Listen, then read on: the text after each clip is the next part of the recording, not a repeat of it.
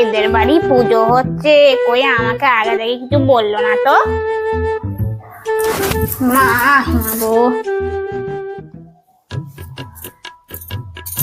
নেমন্তন্ন করেনি তো কি হয়েছে, গিয়ে যেচে নেমন্তন্ন নিয়ে আসবো। আমাকে চেনে না, আমার নাম মালতী।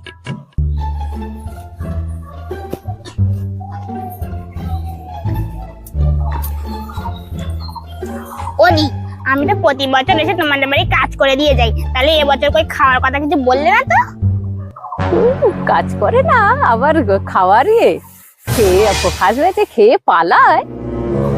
দিদি কিছু বললে না তুমি? ঠিক আছে, কালকে এসে তুমি খেয়ে যেও। এই তো নেমন্তন্ন পেয়ে গেছি, এখন 4 দিন শুধু খাবো, এদের বাড়ি কাজ করবো না।